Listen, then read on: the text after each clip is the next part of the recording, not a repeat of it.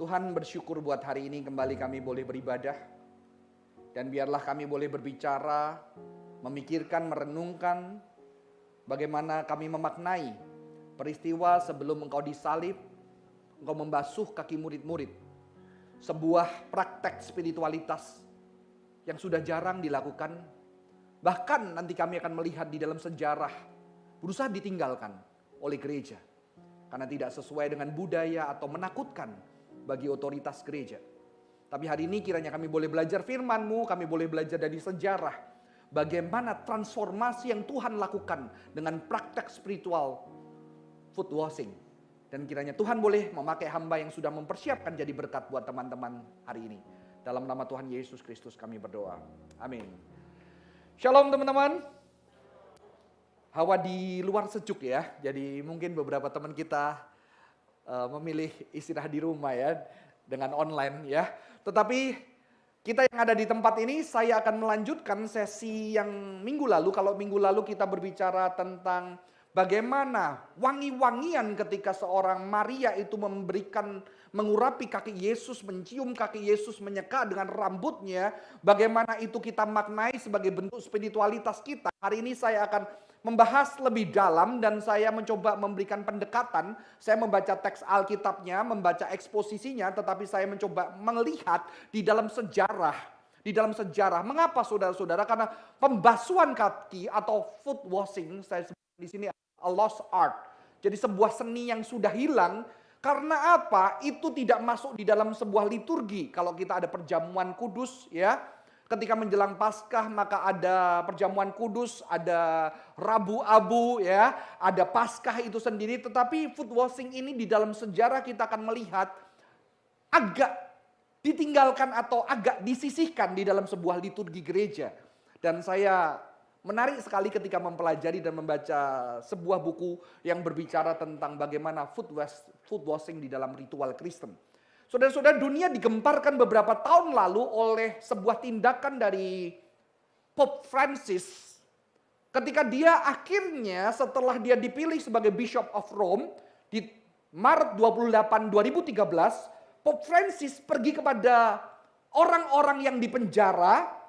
Dan di situ ada wanita dan pria, mereka berbaris berduduk dan Pope Francis mencuci kaki mereka. Dia melakukan praktek spiritualitas foot washing, mencuci kaki para pria dan juga wanita yang adalah tahanan. Dan ini menimbulkan sebuah kontroversi dari ahli-ahli liturgi di dalam gereja, terutama juga gereja Katolik, karena mereka melihat ini tidak harusnya dilakukan. Karena foot washing, ritual foot washing, di dalam gereja itu dilakukan di dalam sebuah Roman misal, yaitu di situ diperintahkan very selektif ya, memilih pria, ya, dan itu dilakukan kaum spiritual di dalam gereja, tidak dilakukan kepada para narapidana, orang-orang di luar gereja. Karena Tuhan melakukannya kepada siapa? Yesus kepada rasul-rasul, kepada orang-orang pilihannya. Jadi gereja, beberapa orang yang ahli liturgi mengkritik perbuatan Pope Francis, apalagi dia mencium kaki para narapidana itu, saudara-saudara. Ya, ada pembelaan teologis, emangnya waktu Yesus membasuh kaki 12 murid, nggak ada murid-murid yang lain dan nggak ada wanita di sana ya. Teman-teman, ini menjadi sebuah isu besar. Karena apa? Karena pembasuhan kaki adalah sebuah praktek yang mungkin bisa dianggap merusak otoritas gereja, otoritas rohani, otoritas kekuasaan saudara-saudara ya. Tapi ini adalah perintah yang diperintahkan oleh Yesus sendiri. Apalagi kalau Anda, jangankan wanita, karena kita tahu di dalam sejarah dunia ada patriarkisme ya, patriarkisme yang melihat wanita lebih rendah, maka akhirnya ada protes ketika ini dilakukan untuk kaum wanita. Dan pembelaan tadi, apakah memang murid Yesus tidak ada yang wanita dan apakah memang yang dicuci hanya murid yang laki-laki ya, itu tetap menjadi perdebatan sampai hari ini, foot washing ini saudara-saudara. Tapi yang menjadi masalah adalah mungkin nanti kita akan melihat lebih dalam saudara-saudara ketika perintah ini dilakukan, kenapa juga Pope Francis melakukan hal yang radikal saudara. Tapi kita melihat bahwa perintah ini sebetulnya adalah perintah yang diperintahkan oleh Yesus. Yesus ngomong apa jelas? If I, your Lord and teacher, have washed your feet, you also ought to wash one another's feet. Jadi ini benar-benar perintah yang diperintahkan Yesus. Kalau aku mencuci kakimu, maka kamu harus saling mencuci. Tidak dikatakan kamu mencuci anak buah di bawah kakimu gitu kan. Kalau saya mencuci para leader mencuci anak buah. Dulu saya berpikir seperti itu. Tapi ketika saya mempelajari lagi, ternyata itu kurang tepat. Nanti kita akan lihat kenapa itu kurang tepat.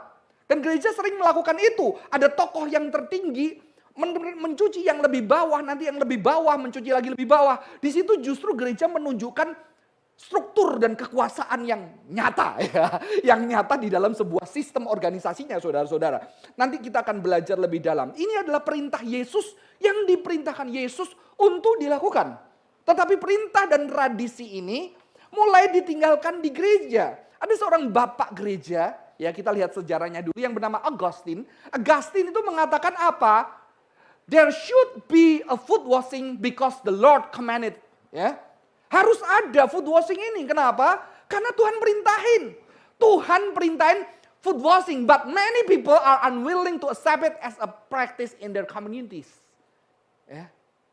Jadi terbukti sejak zaman Agustinus sekitar 300-an, mereka banyak orang Kristen nggak usah foot washing, ngapain sih nyuci kaki orang, karena apa? Akhirnya beberapa komunitas gue nggak mau praktekkan foot washing. Tapi Agustinus ngomong apa? Ini commanded. Tuhan memerintahkan kita untuk mencuci kaki sesama kita. Bahkan tidak hanya mencuci, tapi saling mencuci. Ini penting. Ya. Karena di dalam gereja, tradisi gereja biasanya yang saya sebutkan tadi. Yang atas, pimpinan, kojohan mencuci. Kojohan nama majelis mencuci. Pelayan mencuci. Jemaat mencuci, siapa? Enggak tahu ya, terserah ya. Jadi ada struktur kekuasaan di situ.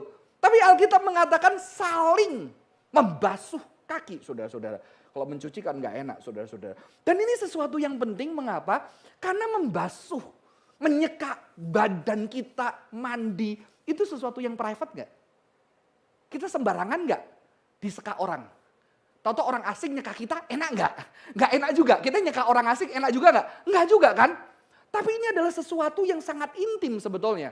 Sesuatu yang sangat intim, personal. Karena kita bisa memberikan tubuh kita untuk orang menyeka tubuh kita. Sembarangan enggak kita berikan? Enggak. Pernah diseka suster ketika Anda tidak bisa mandi 3 hari?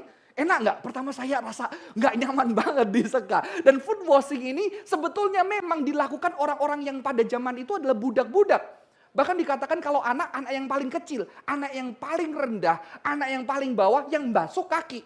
Atau budak. Jadi orang-orang yang tidak pantas melakukan pekerjaan ini, saudara-saudara. Ya, jadi ini berkaitan dengan tubuh. Sesuatu yang embodied, yang dirasakan, yang nyata. Dan ketika kita melakukannya, rasa nggak nyamannya. Kayaknya kita bawah banget. Saya sudah 1 kali atau 2 kali, anak saya gereja kita pernah mempraktekkan foot washing ya beberapa tahun lalu ketika menjelang Paskah. Dan saya waktu itu nggak tahu diperintahkannya apakah dari papa ke anak, tapi di situ akhirnya keputusan kami saling membasuh. Jadi saya basuh kaki anak saya basuh kaki saya gitu. Kalau dia sih baik-baik aja, saudara-saudara ya. Kita saling membasuh, saudara-saudara, karena perintah Alkitab adalah saling membasuh. Ada ketidaknyamanan di situ, ya. Saya bercerita minggu lalu ketika saya membasuh kaki murid-murid, jadi dulu pernah mengajar di sekolah, waktu mereka lulus kelas 3 biasanya guru-guru bilang kita mau minta maaf kalau kita pernah menyakiti, tapi kita mau melayani, jadi kita basuh kaki murid-murid, dan banyak murid nggak nyaman dan menangis di situ. Tapi ritualnya kenapa nggak dilanjutkan murid-murid membasuh kaki gurunya gitu ya, saudara? Nggak ada, karena Alkitab bilangnya saling membasuh, oke? Tetapi saudara-saudara, berarti ini adalah praktek yang ada dalam gereja. Dan tokoh bapak gereja yang bernama Agustinus bilang itu harus dilakukan. Tapi banyak jemaat enggan. Bahkan mereka menggantikan foot washing itu di acara-acara yang orang gak konsen. Ngerti ya? Jangan di Jumat Agung. Tapi mungkin di hari Kamis atau nanti setelah Paskah baru dilakukan foot washing. Supaya itu tidak mendapatkan konsen khusus dari orang-orang dari jemaat. Saudara-saudara, di dalam sejarah ada satu misa yang mempraktekkan itu. Namanya Tridentine Misal. Ya, dan ketika ini dipraktekkan, saudara-saudara, ini dipraktekkan antara superior dan subjects, jadi antara pemimpin dan bawahannya, dan dipraktekkan secara tertutup sebagai sebuah upacara kaum rohaniwan, oke? Sehingga apa? Sehingga most people never even saw it. Ya, keren ya. Dan kalau nggak lihat, so the law was full. But its relationship to the church as the people of God and the discipleship was nil, nol. Tetap harus mentaati firman kan, Kristen kan. Tapi nggak usah kelihatan karena ini ritual yang dangerous. Bahaya. Ya, nggak halus dipraktikkan saudara-saudara. Tapi sebetulnya jejak-jejak food washing itu ada sampai hari ini. Kalau saudara di negara Eropa akan terkenal namanya Maundy Money. Ya. Maundy Money itu adalah apa? Itu adalah satu ritual waktu itu pemimpin-pemimpin negara biasanya akan setahun sekali. Jadi acaranya nggak boleh sering-sering. Ya, setahun sekali ngumpulin orang-orang miskin, beberapa dipilih dan orang miskinnya merasa jadi privilege dan mereka akan dibasuh oleh raja-raja dan pemimpin negara untuk menandakan apa? Bahwa pemimpin negara harus melayani orang-orang miskin, oke? Tapi ternyata mereka nggak mau in Great Britain saudara-saudara itu diganti dengan Maundy Money. Dikasih uang, ya, dikasih penghargaan ini saudara lihat tuh, itu dikasih uang amplop kayak gini untuk menggantikan pembasuhan kaki, ya. Dan mengapa itu disebut sebagai Maundy Money, saudara? Karena Maundy itu dari kata mandatum, mandatum commitment, supaya menggenapi apa yang dikatakan Yohanes 13 ayat 34, bahwa kita harus mengasihi sesama kita, ya. Jadi sebetulnya ini food washing dan orang menolak. Orang menolak melakukan itu di dalam tradisi kekristenan. Kalaupun itu dilakukan di dalam tempat-tempat yang tidak begitu terlihat. Supaya tidak bisa terinspirasi. Kalaupun itu dilakukan saudara-saudara, itu dilakukan dengan segala spirit. Supaya orang melihat, oh rajanya sangat generous, rajanya sangat rendah hati. Maka kita harus tunduk dan taat kepada raja itu. Mengerti? Jadi ternyata food washing juga bisa digunakan sebagai sebuah political power. Ya. Political power, the legitimation of power saudara-saudara. Tetapi ini sesuatu yang tidak pada tempatnya. Karena ketika Kristus melakukan food washing ini, dia sedang justru mengkritik kekuasaan, mengkritik sistem pemerintahan yang tidak adil. Tetapi di tangan orang-orang tertentu, food washing itu justru membuat tokoh-tokoh agama, tokoh-tokoh negara kelihatan generous dan rendah hati dan begitu meneladani Kristus dan menjadi sebuah legitimation of power. Ya. Ya, kita kadang-kadang kan bisa gitu ya. Kalau kita kelihatan rohani, cerita pakai bahasa rohani, kelihatan berbuat baik, orang melihat dan menghargai kita, bisnis semakin lancar saudara-saudara ya. Ada kemungkinan terjadi seperti itu. Kita menggunakan sebuah ritual demi apa? Demi sebuah peneguhan kekuasaan. Jadi food washing juga bisa menjadi legitimation of power saudara-saudara. Dan sebetulnya ini juga dihindari mengapa? Karena jika Yesus terlalu manusiawi dan menggambarkan Yesus sebagai pelayan dan ini tidak compatible dengan negara, agama negara, kerajaan yang melambangkan sebuah kekuasaan yang mau menunjukkan bahwa hamba-hamba lu harus taat kepada kekuasaan itu. Saudara kalau belajar sejarah dan seni di dalam gereja, maka Yesus itu di zaman tertentu ketika Konstantin berkuasa digambarkan pakai mahkota, wajahnya cerah, bajunya bergelap. Supaya apa? Ini supaya meneguhkan kekuasaan dari raja yang menyembah Tuhan. Maka ada kekuasaan Tuhan yang digambarkan dengan begitu mewah, dengan baju-baju yang berkilau seperti emas. Sebagai sebuah legitimasi power supaya apa? Supaya nanti tunduk di bawah. Tapi ternyata food washing juga bisa digunakan. Oh lihat ini raja kita. Oh lihat pemimpin negara kita sangat rendah hati. Maka pemimpin negara itu yang harus membasuh. Dia tidak membasuh. Dan ini tidak sesuai firman. Karena firman mengatakan saling membasuh. Saling membasuh. Oke. Dan saya bertobat ya. Dulu kita pernah retreat pelayan ya. Kita masih pakai struktur itu ya. Someday kalau kita adain lagi kita saling ya. Saya nanti juga mau dibasuh teman-teman ya. Karena apa? Kerendahan juga menerima cinta, menerima dedikasi daripada orang lain saudara-saudara. Ini sesuatu yang penting. Food washing bisa menjadi the legitimation of power, legitimasi kekuasaan sebuah negara, sebuah struktur organisasi, struktur rohani saudara-saudara. Menunjukkan bahwa pemimpin negara atau pemimpin rohani itu dia sangat rohani. Sehingga dia dihormatin dan diturutin dan budak nurut karena kamu di bawahku. Maka sering terjadi upacara pembasuhannya dari atas ke bawah, ke bawah, ke bawah, ke bawah. Ya, tidak dari bawah ke atas juga saudara-saudara. Padahal Alkitab justru terlihat sangat egalitarian, saling membasuh saudara-saudara. Ya, ini sesuatu yang penting. Beberapa ahli mengatakan, Jan Vernier, mentor daripada Henry Nouwen mengatakan ini, gestures sometimes speak louder and more lastingly than words. Dan ini sesuatu yang penting. Ketika kekristenan pada masa itu, Yesus memerintahkan foot washing, saudara-saudara. Ketika itu diperintahkan, itu adalah sebuah hal yang bisa dilihat dan dialami secara tubuh yang lebih berbicara daripada kata-kata, daripada khotbah pada masa itu. Karena mereka melihat dan mendedikasikan tubuhnya, berlutut, mencuci kaki orang. Dan orang bisa melihat bagaimana ada tuan-tuan, ada bos-bos di gereja pada waktu itu. Akhirnya membasuh kaki budaknya. Dan ada budak yang membasuh kaki tuannya, saudara-saudara. Dan itu beda. Kalau Anda pernah ke satu gereja yang menghargai gestures, gestures itu akan berbeda, saudara-saudara. Mengapa? Karena saya pernah di satu gereja, kita setiap 1 tahun sekali, anak-anak suruh pergi ke mama papanya berlutut di kaki papa mamanya. Dan saya tidak pernah lupa memori itu. Dan saya ingat sekali ketika setiap tahun, akhir tahun jam 11.12, kita nggak nunggu kembang api. 11.12 kita nunggu jam 12, anak-anak berlutut di kaki papanya. Dan papa mama peluk dan mendoakan anaknya. Wah, saya tidak pernah lupa ini. Tapi foot washing lebih dari itu. Apa? Karena guru Yesus dan sama saudara seiman saling melakukan satu tindakan yang hanya diperlakukan oleh budak, yang hanya dipraktekkan oleh budak, orang yang paling rendah dan tanda melayani. Ya. Thomas juga mengatakan begini, religion tends to be socially conservative force and its form normal default is to support the status quo. Foot washing was seen as threatening. Jadi foot washing itu sesuatu yang menakutkan. Maka di dalam gereja banyak orang nggak mau. Di dalam gereja jarang dipraktekkan, saudara-saudara, di dalam sejarahnya. Karena menakutkan. Ya, kalaupun dipraktekkan, dipikirkan kira-kira keuntungan apa kekuasaan untuk mendapatkan foot washing ini.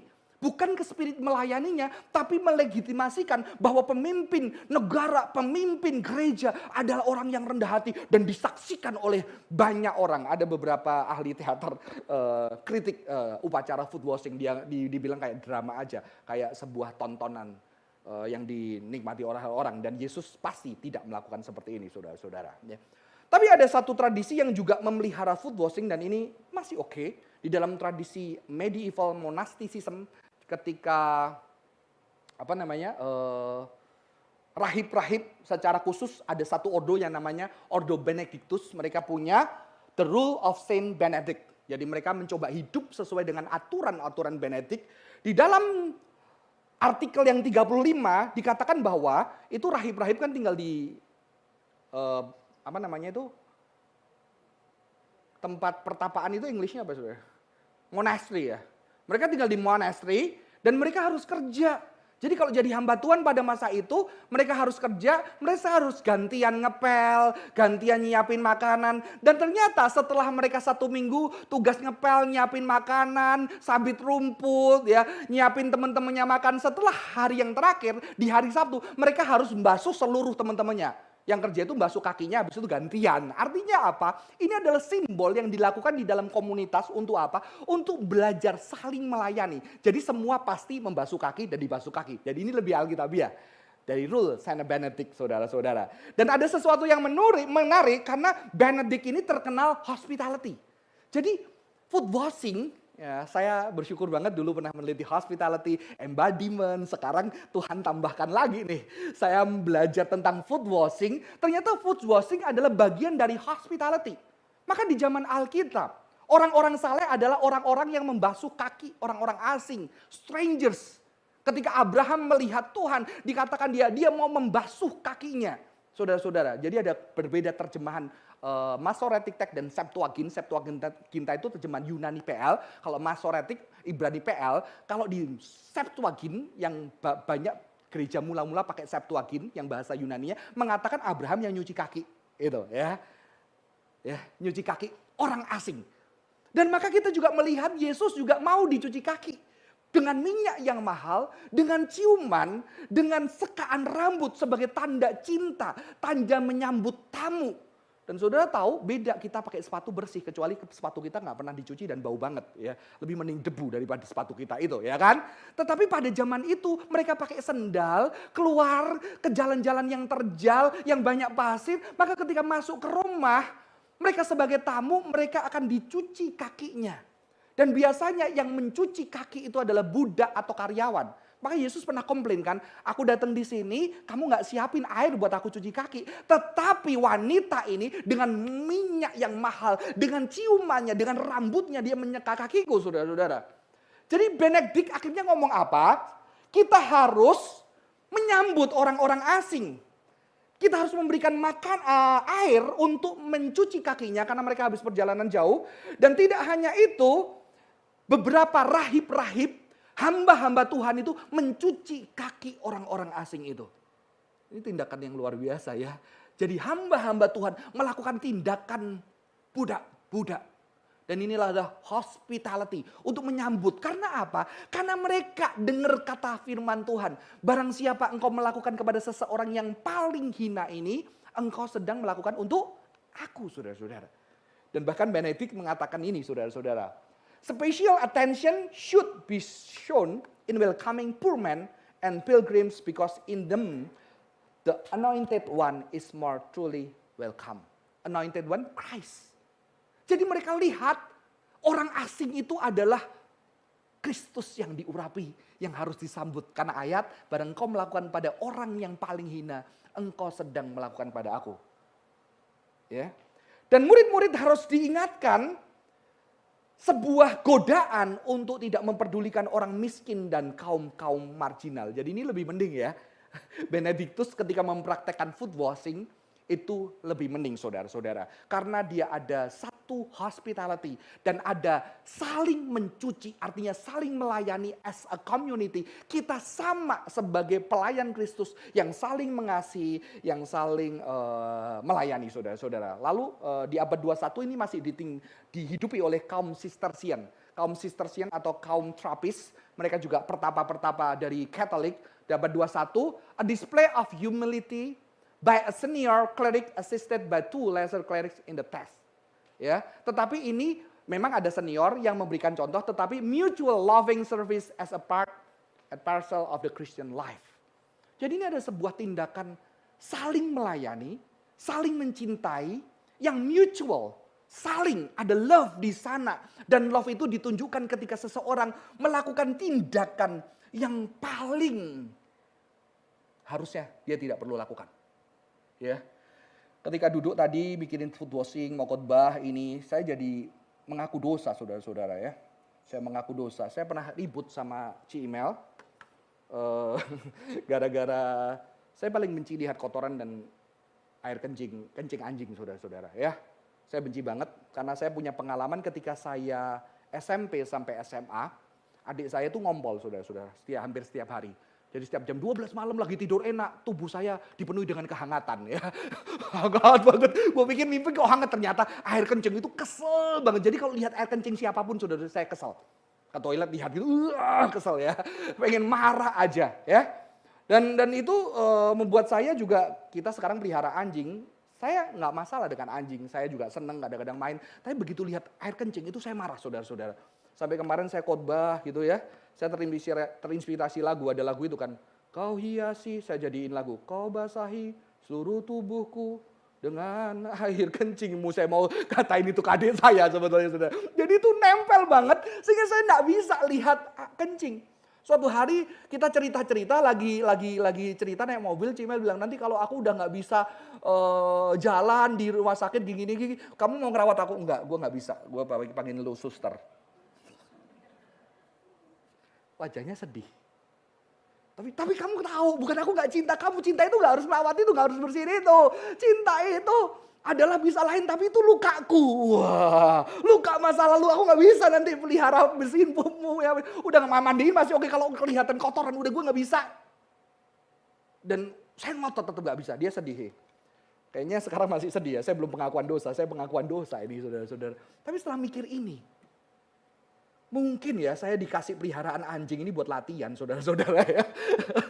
Buat latihan supaya saya belajar ngelihat itu walaupun sampai hari ini saya belum berhasil. Karena cinta itu diberikan ketika apa? Ketika kau melakukan tindakan yang harusnya tidak harus dan kau bisa suruh orang lain lakuin. Betul? Dan ini PR saya setelah pulang dari ini. Bisa nggak ya saya latihan saudara-saudara ya. Melakukan satu tindakan yang sebetulnya kau bisa suruh orang, kau bisa bayar orang. Ya kan? Kalau punya uang apalagi. Saya aja yang nggak punya uang pengen gimana caranya nanti supaya tetap bisa bayar orang. Untuk merawat istri saya karena saya tidak mampu. Tapi itu sesuatu yang tidak love. Walaupun saya tahu cinta bisa yang lain. Dan di sini saya mulai tadi di tempat duduk kayaknya saya harus bertobat Tuhan. Ya, kalau itu harus terjadi saya harus berjuang. Entah nanti masker saya yang tebel atau gimana saudara-saudara. Tapi saya harus belajar melakukan itu kalau saya memang benar-benar cinta. Betul? Dan inilah kekristenan ketika mengajarkan food washing. Ya, untuk melakukan sesuatu yang lebih. Yang harusnya bisa orang lain, tapi kita memilih dengan tangan kita melakukan untuk menunjukkan cinta kepada saudara seiman kita. Nah, apalagi istri dan suami dan anak-anak, amin. Dan itu gak bakal ingat saudara-saudara, gak bakal lupa ketika anak Anda kakinya kotor dan Anda bersihin kotor itu. Wah, anak gak bakal lupa, betul kan? Ya, main udah kalau punya anak laki apalagi untung anak saya cewek ya. Kalau main udah gak jelas ya Pak ya, gak jelas kemana-mana udah kotor, udah luka dan kamu membasuh kakinya. Karena saya anak laki jadi saya tahu ya. Mungkin Tuhan tahu saya gak kuat dengan anak laki dikasih cewek ya. Ternyata anak laki itu bandelnya minta ampun kakinya kotor. Nanti belum lecet-lecet sana sini. Dan harus dibersihin seorang mama, dibasuh, dikasih obat jerit-jerit ya. Kadang-kadang ngasih obat gak gampang ya anak kecil ya. Udah teriak-teriak, mama sakit, mama jahat. Tapi orang yang melakukan itu adalah bentuk cinta. Jadi food washing. Ada sebuah praktek spiritualitas yang penting. Dan ini bisa mengkritik kekuasaan. Karena kekuasaan orang yang lebih tinggi menyatakan cinta. Dan rela melakukan hal yang harusnya dia tidak lakukan. Maka yang dilakukan Yesus itu akan membuat banyak orang-orang Yahudi mungkin mencibir. Apaan guru kayak gitu? Karena guru harusnya dilayani, dibawain tasnya, ya, disediain apa, disediain makan. Karena banyak traveler, preacher pada masa itu, rabai-rabai yang datang dia akan disambut, dikasih makan, di tempat tinggal, dihargai. Tapi ini guru itu mengambil baskom dengan nyata menunjukkan dan dia membasuh dan betul-betul menyatakan cintanya. Bukan hanya menunjukkan ini harus kau praktekkan, dia melakukan itu.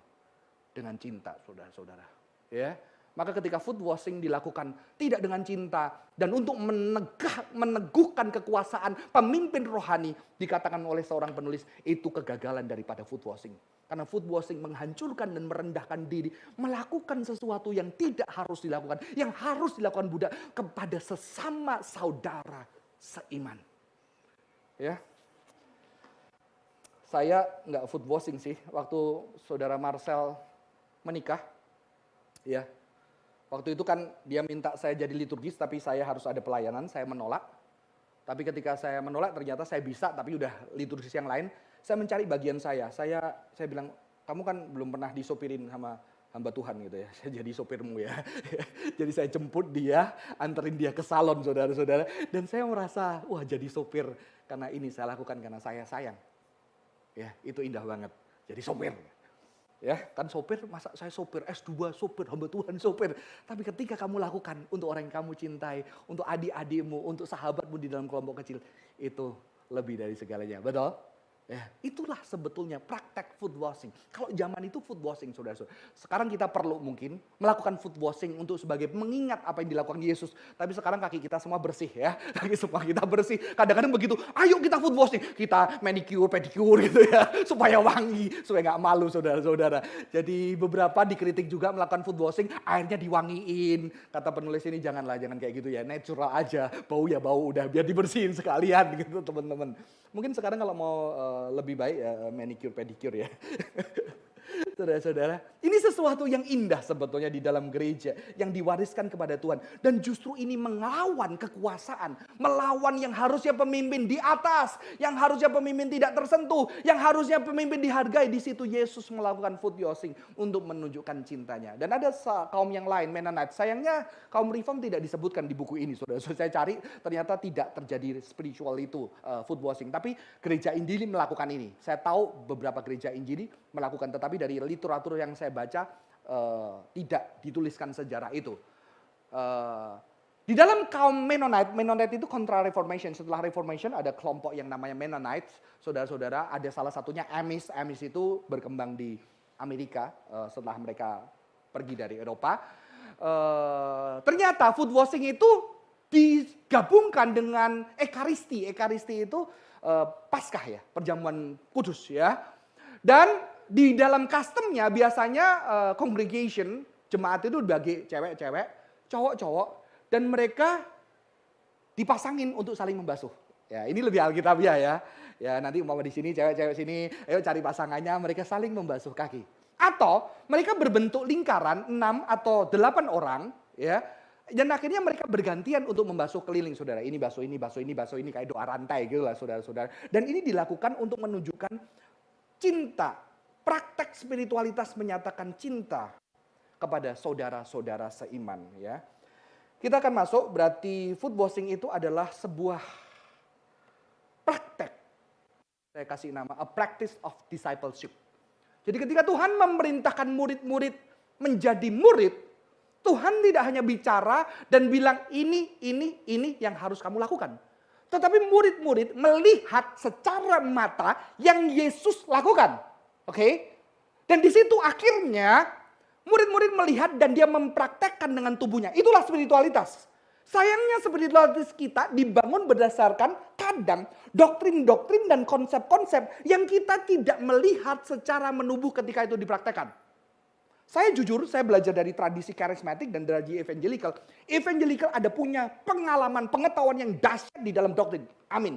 Tidak boleh hilang dan itu penting. Tetapi ada satu kesulitan karena apa? Karena mereka belajar dengan konsep-konsep. Mereka tidak melihat secara nyata apa yang harus mereka pelajari dan itu mereka menubuh. Mengerti maksud saya? Maka ketika saya banyak melayani di gereja Injili sering terjadi. Oh, kita pemuritan untuk menjadi kelompok kecil. Ada bahannya sistematika. 12 seri menjadi kelompok kecil. Dan akhirnya bagi kelompok bubar. Betul? Karena apa? Semua di kelas, semua di teori, semua teolog-teolog. Dan begitu dilakukan, nggak bisa. Ya, banyak kan belajar menjadi seorang arsitek, gini-gini. Dikasih teori-teorinya, begitu lulus kuliah, beda sama yang sudah belajar langsung sama arsiteknya, gitu kan. Yang berasa gambar, praktek, dan benar-benar bangun, beda saudara-saudara. Sementara ketika saya di karismatik, saya nggak pernah ada praktek untuk menjadi leader, kelas untuk menjadi leader. No. Saya cuma setiap minggu lihat orang jemputin saya, naik sepeda motor, pakai uang bensinnya dia sendiri, masih ditambah dia beli pisang goreng buat saya. Setiap minggu, tambah kadang-kadang di akhir bulan dia bilang, sorry uangnya Koko habis, boleh nggak gantian, kalian iuran aja. Kita rela iuran karena 3 minggu dia bayar. Ya udahlah kita iuran 4, kita iuran. Dan di situ akhirnya, sekarang jemaat kita tambah banyak. Johan kamu ada sepeda motor, kamu boleh jemput si ini, Koko jemput ini, Koko jemput ini. Wah kita udah kayak ojek online gratis. Wah jemput, kumpul 10-11. Nggak ada teori. Karena apa? Dilihat practice of discipleship di depan mata. Nanti kalau ada ulang tahun ayo kita doain, Johan doain gitu ya. Kalau di sini, kalau di banyak di Injil pendeta yang harus doain ya kan. Semua harus doain pendeta. Maka kalau teman-teman lihat sejak 5 tahun lalu, saya kadang-kadang nyuruh teman-teman doakan, bukan saya kan. Ya. Pernah ada yang sakit, waktu saya datang biasanya kan kalau doa pendeta mantep banget, karena siapa? Ya, tahu-tahu saya bilang, ayo Marcel doa, kamu yang doa gitu ya. Untuk melatih dan melihat. Karena kita terlalu tidak melihat secara nyata. Saudara-saudara, ini adalah sebuah praktek, discipleship. Dan John D. Roth, seorang Mennonite theologian, mengatakan bahwa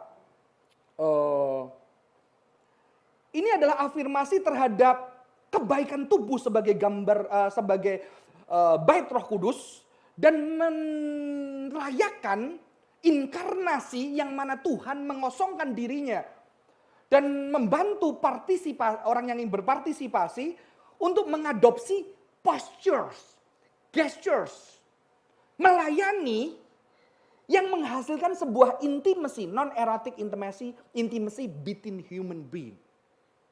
Ya, non-erotik ya, membasuh kaki. Apa yang erotik dengan membasuh kaki saudara-saudara? Tapi bisa sih kalau fetisnya kaki saudara-saudara ada ya kayak gitu ya. Tetapi sebetulnya itu tidak, karena lambang kotor dan kamu membasuh kaki sebagai manusia yang mengasihi, yang merawat sampai kaki yang nggak perhatiin orang kamu perhatiin. Ya. Jadi bagaimana kita membangun komunitas dengan practice of discipleship food washing ini? Kita bisa praktekkan di dalam bentuk-bentuk yang lain. Ya, bentuk-bentuk ngambilin makan teman kita, ya. Apalagi mungkin ya jadi sopir kayak saya, atau jadi bagi-bagi makanan ketika di depan, ya, hospitality ya. Teman saya nikah, saya masih ingat waktu saya nikah, karena saya nggak liturgi, saya nggak tugas di dalam, saya itu membagi nasi kuning, saudara-saudara. Tapi saya tidak merasa terhina. Ya, itu sesuatu yang indah.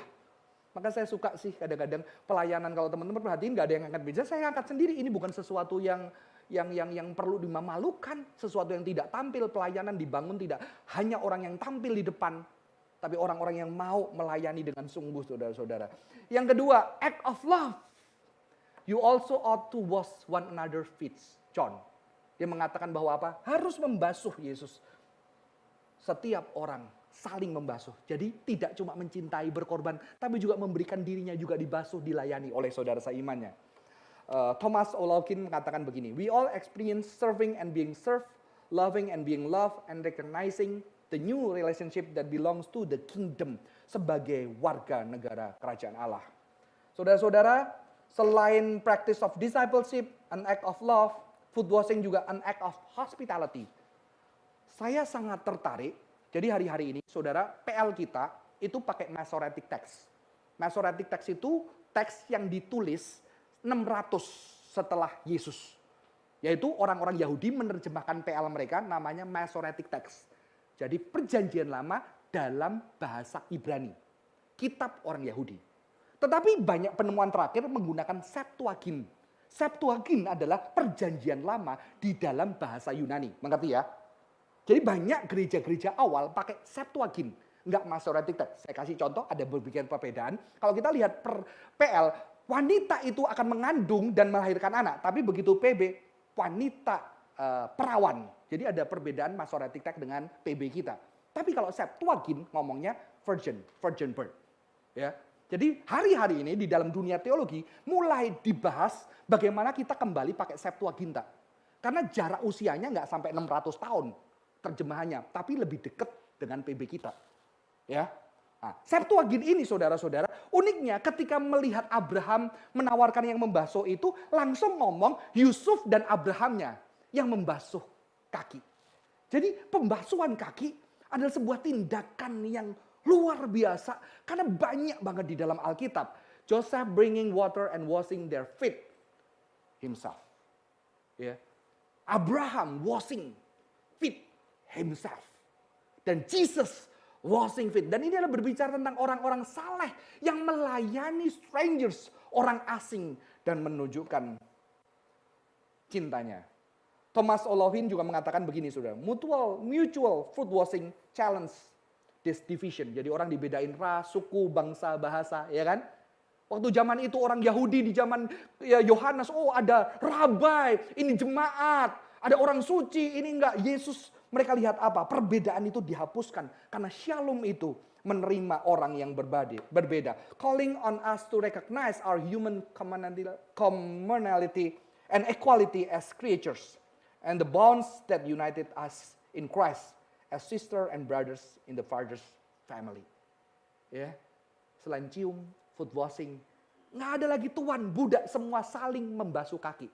Pada zaman itu masih ada budak yang gabung gereja, masih ada bos yang gabung gereja, masih ada wanita yang gabung sama gereja. Dulu di dalam tradisi Romawi Yahudi dipisahin, tetapi ketika masuk di dalam gereja, food washing menghancurkan tradisi karena semua saling melayani dan mengasihi, saudara-saudara. Jadi saya akan akhiri. Food washing adalah a critic of power, a practice of discipleship, an act of love, an act of hospitality. Ya, we are not there even to learn about Christian egalitarianism as disciple. Kita nggak cuma belajar Christian egalitarisme. Oh, Kristen itu mengajarkan kesamarataan, tidak. Much as we may need it to experience that, but something more difficult, the other-centeredness of Christian life. Ya. Kita nggak cuma, oh Kristen egaliter. No, kita langsung mengalami dengan food washing. Jadi food washing itu bukan cuma simbol. Tapi kita mengalami dengan tubuh kita. Ketika kita membasuh kaki sesama kita. Mengalami bahwa sesama kita itu menjadi pusat atas spiritualitas kekristenan. Amin. Maka Yesus mengatakan, barang kau ingin melakukan sesuatu untuk dirimu, perlakukanlah itu untuk orang lain. Tidak cuma doktrin, tidak cuma pengertian, tapi dengan tubuh kita. Ketika mencuci kaki sesama kita, ketika menyayangi, melayani, kita belajar dengan tubuh kita. Apa itu kerendahan hati? Saudara, ini digunakan di dalam dunia filsafat. Namanya disiplin tubuh. Untuk orang dikuasai, orang harus ditundukkan tubuhnya. Betul? Caranya gampang adalah, lu mau taat sama gue tonjok, takut. Jadi dia tunduk. Mengerti? Ya. Tetapi di dalam penjajahan, akhirnya dilakukan apa? Oh, kalau untuk dikuasai, dimasukkan di dalam sebuah budaya. Yaitu orang pribumi, kalau duduk harus di bawah orang priai. Ngerti? Jadi kalau ada priai duduk, dia harus... Kalau prianya duduk lantai, dia tiarap. Tanya istri saya punya pembantu dulu ya, maid ya. Kalau kita duduk di lantai, dia nungguin kita kapan berdirinya. Baru lewat saudara-saudara. Kita suruh duduk di meja makan, nggak mau. Karena itu sistem yang dilakukan Belanda untuk kekuasaan. Supaya lu tahu tempat lu. Mengerti? Nanti kalau priai bisa berdiri. Tapi Belanda lebih lagi dihargai saudara-saudara ya. Nanti ada yang ngesot ya. Jadi ini ditanamkan supaya apa? Ketaatan, ketundukan itu muncul. Ini sesuatu yang bisa digunakan kekuasaan. Tetapi ini juga bisa digunakan spiritualitas. Mengapa anak-anak zaman dulu kepada orang tuanya bisa sangat hormat walaupun dia kesel, marah. Karena apa? Tubuh mereka dilatih sujud. Betul? Tubuh mereka dilatih diam. Tubuh mereka dilatih untuk melakukan sesuatu yang rendah. Sebetulnya ini kalau digunakan spiritualitas. Tubuh kita dilatih untuk mencintai. Bukan direndahkan, dikuasai. Mencintai dan merendahkan. Supaya kesombongan itu tidak ada. Makanya saya kagum.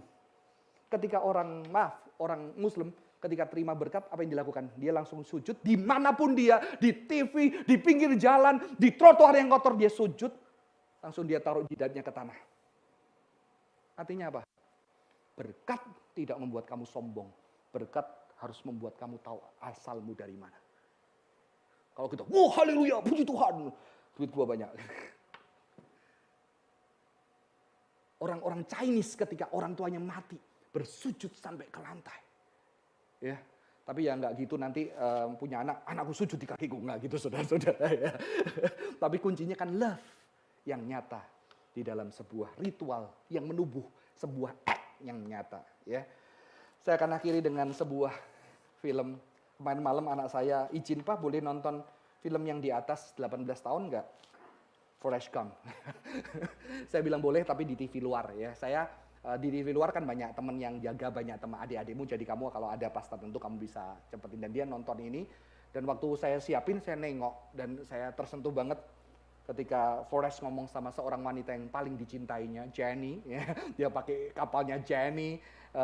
Jenny itu udah pergi lagi ninggalin dia, dan Forrest ngomong gini, I'm not the smart man but I know what love is. Kalau di film itu Forrest itu goblok banget, bodoh banget. Tapi cintanya itu tulus. Dan mungkin cintanya itu yang membuat Jenny gak bisa nih. Karena gue gak, masa mau kamu nikah sama gue yang hidupnya hancur. Tapi sampai akhir Forrest. Ya, ketika Jenny harus sakit dan ternyata punya anaknya Forrest, dia pulang lagi. Dan gantian Jenny yang belum mau nikahin aku, enggak ya.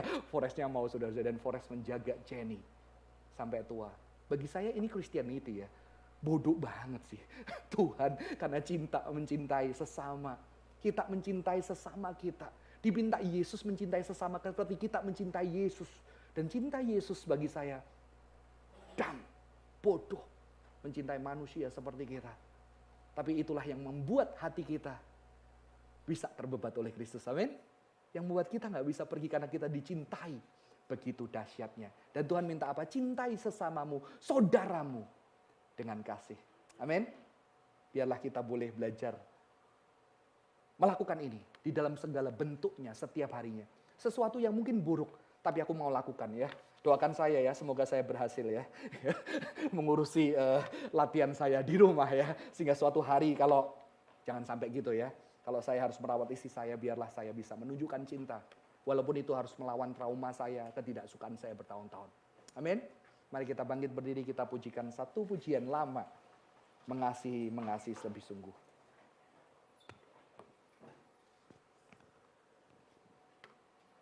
Melayani lebih sungguh. Yang punya suami, punya istri, pikir, apa yang gue paling males ngelakuin mana istri saya ya? Cuci piring ya. Apalagi yang punya istri, apa yang gue paling males ya sama suami gue? Tapi sebetulnya itu tindakan yang betulnya aku gak perlu bisa lakuin, bisa orang lain, tapi aku mau lakuin itu. Sama anak kita, sama orang tua kita, biarlah kita bisa menunjukkan cinta yang nyata dengan tubuh kita sebagai sebuah praktek spiritualitas, bukan konsep. Mengasihi lebih sungguh, melayani lebih sungguh.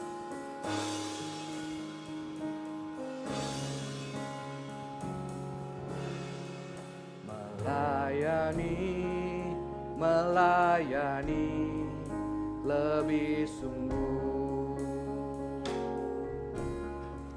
Melayani lebih sungguh. Tuhan lebih dulu melayani kepadaku, melayani lebih sungguh. Mengasihi lebih sungguh. Mengasihi lebih sungguh.